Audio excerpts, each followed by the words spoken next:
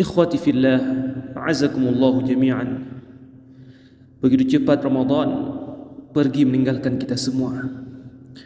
Namun apakah kesolehan, ketaatan, kebaikan dan kepatuhan kita kepada Allah Subhanahu wa taala selama bulan Ramadan juga ikut pergi bersamaan dengan berakhirnya Ramadan? Bukankah sejatinya tujuan kita memasuki Ramadan agar menjadi orang-orang yang bertakwa? Sebagaimana Allah firmankan, la'allakum tattaqun, supaya kalian bertakwa, supaya kalian menjadi orang-orang yang muttaqin. Namun apakah kita telah mendapatkan gelar tersebut? Allah Subhanahu wa taala menyebutkan salah satu ciri orang-orang yang bertakwa ialah mereka yang istiqamah dalam kebaikan. Mereka tidak pernah mengenal waktu tertentu untuk menyembah Allah Subhanahu wa taala, berubudiyah kepadanya. Namun mereka melakukannya sepanjang waktu. Wa'bud rabbaka hatta ya'tiyakal yaqin. Mereka yang bertakwa bukanlah mereka yang Ramadhanian, yang hanya mengenal Allah di bulan Ramadan. Namun mereka ialah ibadullah, hamba Allah yang mengenal Allah baik di Ramadan maupun di luar Ramadan. Allah Subhanahu wa taala berfirman dalam surah Ali Imran ayat 134, setelah Allah menyebutkan tentang surganya yang Allah siapkan kepada orang-orang yang bertakwa.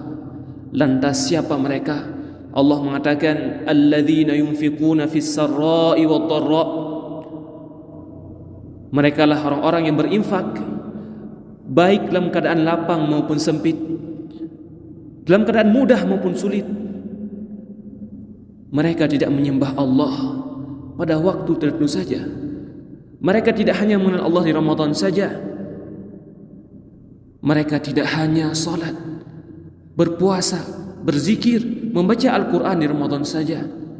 Namun mereka ialah orang-orang yang istiqamah baik di dalam sarra, kebahagiaan, kelapangan, maupun dharra, maupun dalam keadaan sulit, sempit. Ikhwati fillah, a'azakumullahu jami'an. Hasan al-Basri rahimahullahu ta'ala pernah menyebutkan, inna min jazail hasanatil hasanatu ba'daha. Sesungguhnya di antara tanda sebuah kebaikan ialah lahirnya sebuah kebaikan setelahnya. Di antara tanda amalan seorang hamba diterima oleh Allah Subhanahu wa taala ialah lahirnya amalan soleh setelahnya. Sebaliknya, di antara tanda bahwasanya Allah menolak amalan seorang hamba, maka amalan tersebut akan terhenti, atau bahkan lebih buruk lagi, kemaksiatan setelah amal soleh. Lantas, apakah Ramadan telah menjadikan kita orang-orang yang bertakwa? Apakah tahajud kita, qiyamul lail yang dulu sangat kita jaga dalam Ramadan, apakah ia masih menjadi rutinitas malam kita saat ini? Ataukah mushaf Al-Quran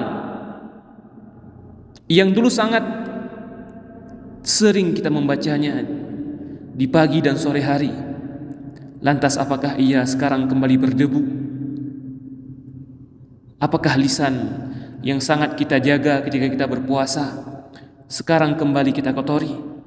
Setiap kita bisa menjawabnya sendiri. Ikhwati fillah, a'azakumullahu jami'an. Sudahkah Ramadan menjadikan kita hamba-hamba Allah yang bertakwa dengan terus istiqamah dalam ketaatan? Ataukah kita menjadi orang-orang yang Rasulullah sebutkan, rubba shaimin laisa lahu min siyamihi ilal ju'. Sungguh berapa banyak orang-orang yang mereka berpuasa, namun sungguh Allah tidak menerima amalan mereka. Namun sungguh puasa tidak dapat menambah apa-apa kepada mereka, melainkan hanya memberikan rasa lapar saja. Puasa tidak menjadikan mereka orang-orang yang bertakwa. Puasa tidak menjadikan mereka menjadi orang-orang yang lebih baik.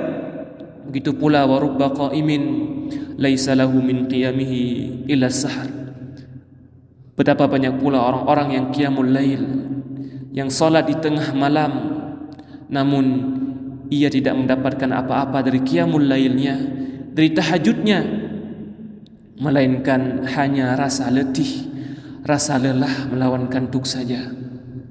Hadza wa sallallahu ala nabiyyina Muhammad wa ala alihi wa sahbihi wa baraka wa sallam.